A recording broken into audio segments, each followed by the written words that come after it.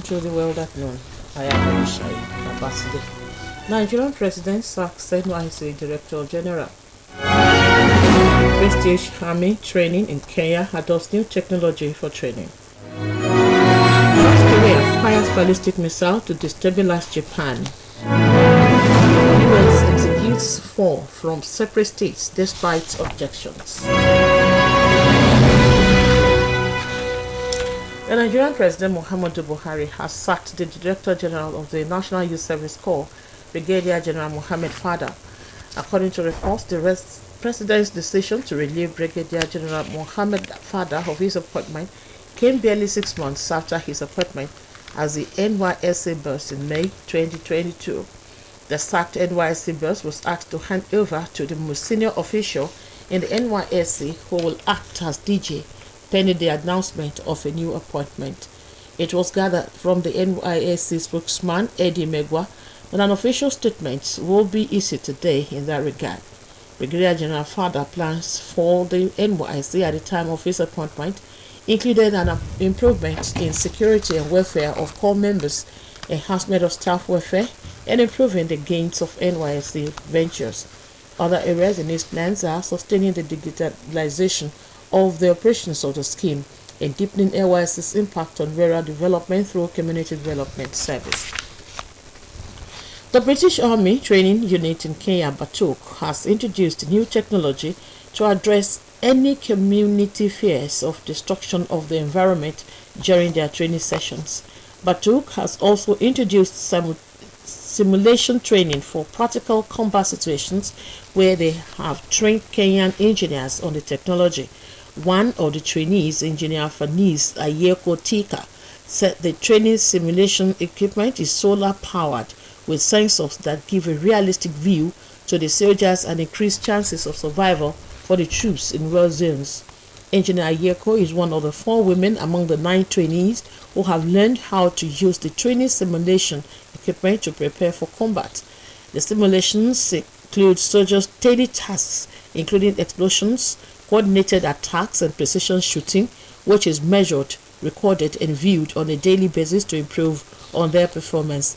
She explained that the technology will assist soldiers to rectify their mistakes during training, adding that it enhances learning by offering reviews of their operations.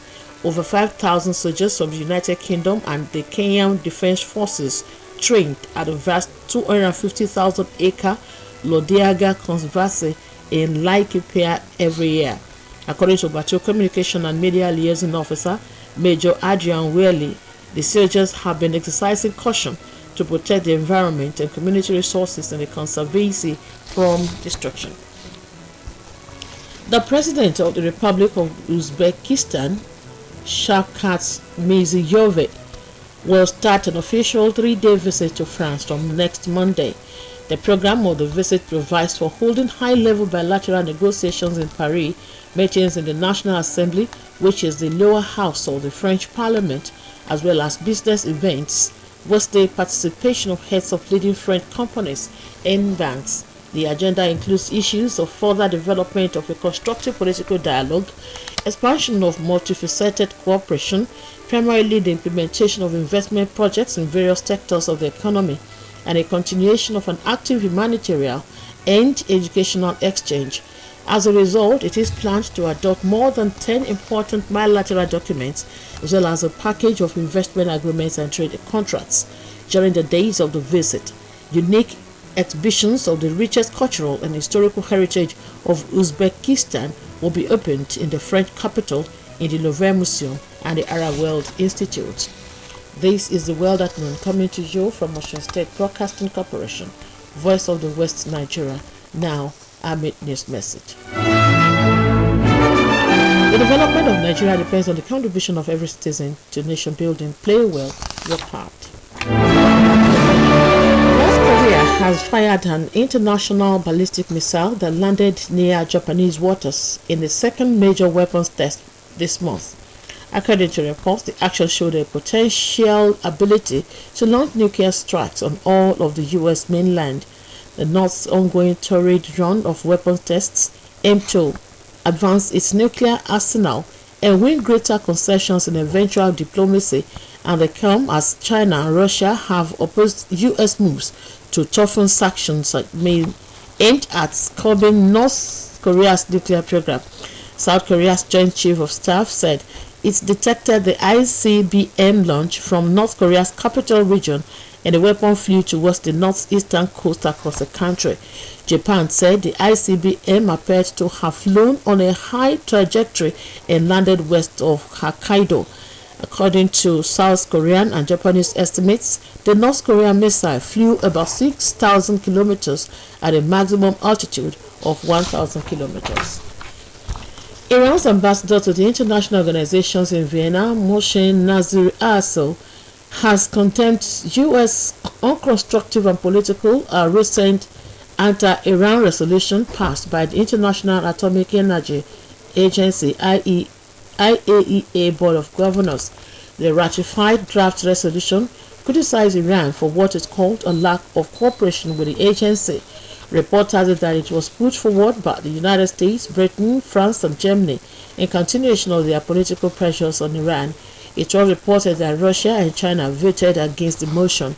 Moshe Nasir claimed that in the course of discussing the issue, the supporters of the draft resolution presented fake information and baseless claims to justify their unconstructive approach to the Board of Governors and tried to turn the meeting into a tool to pursue their short-sighted political goals while going beyond the framework of the agency's duties and powers.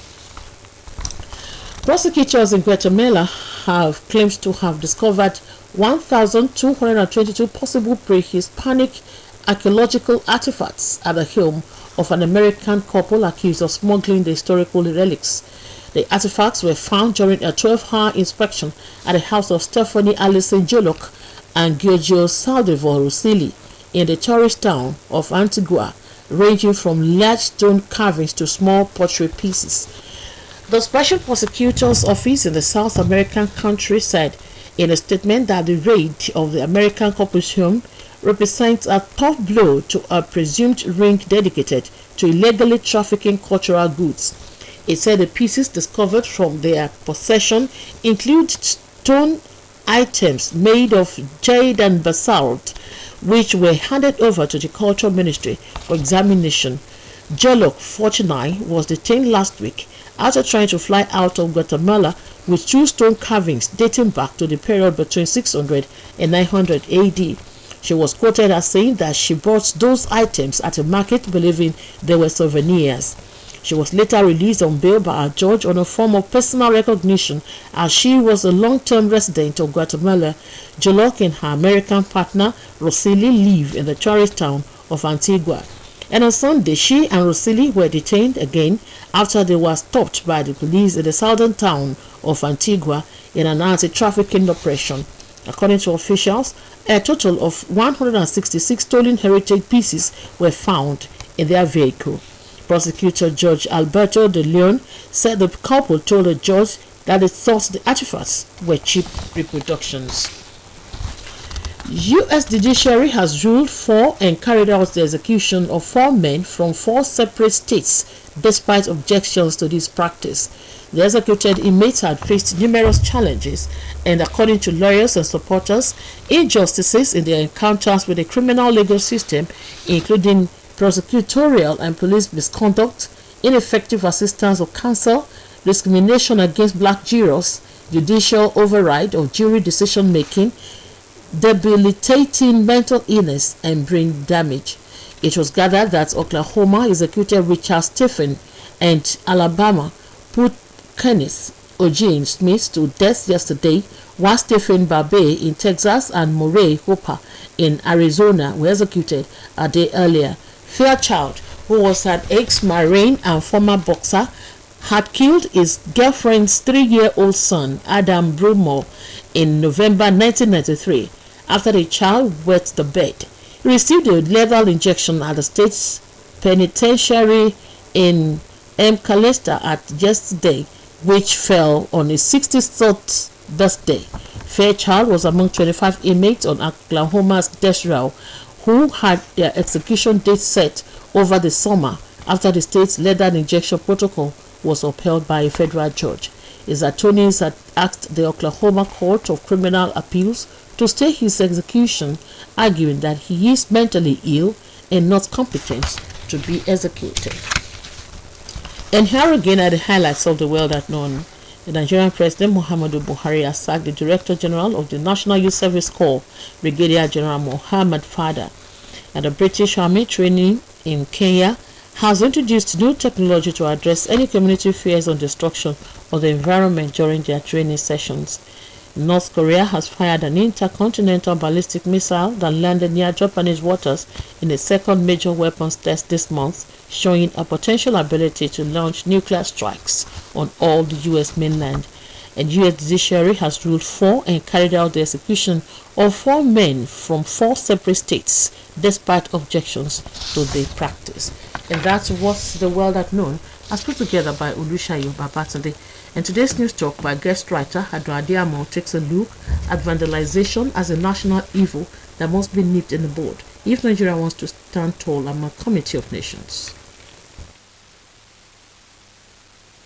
Book Encyclopedia described Vandals as a Germanic tribe that invaded the West Roman Empire during the early 400 AD with wanton destruction of properties. Hence, the word Vandal means someone who destroys and damages valuable things. In the same vein, vandalism is an act of wantonly or ignorantly destroying things aesthetically designed for the use and benefit of the people. The act of vandalism leaves a deep sense of loss and hurt upon the owners of the objects of attack. Nigeria, the most populous black nation, prides itself as being the giant of Africa. The 16th largest producer of oil, is deep in vandalization of resources. Grave insecurity pervades the land as foreigners, innocent citizens and school children are kidnapped by uncultured youths who embrace evil as means of survival in a depraved society. Poorly schooled youths lacking in purpose and vision and largely unemployed are to a nation what explosives are in the hands of the enemy. According to one-time president of Nigerian Institute of Management, Dr. Mrs. Aduku Bolujoko,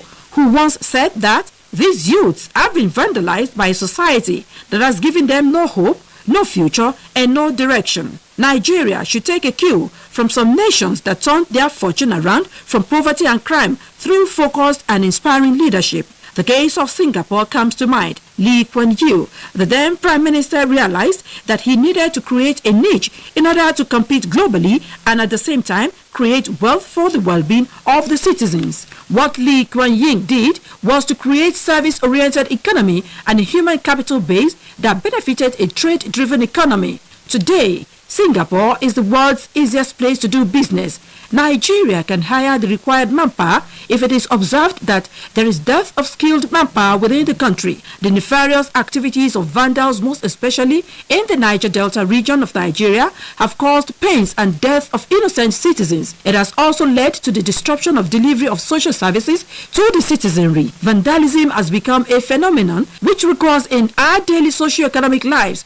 This ugly trend has to stop forthwith. Newstalk believes that whatever the reasons given, the fact still remains that vandalism is a crime and those who engage in it are criminals that should be checked in its entirety if the country wants to develop in all its ramifications. That is told by guest writer Adra stressed that vandalization is a national evil that must be nipped in the bud if Nigeria wants to stand tall among community of nations. That piece was presented by Titi Lokbe Ajibole. Thanks for listening to The World at Noon. Good afternoon.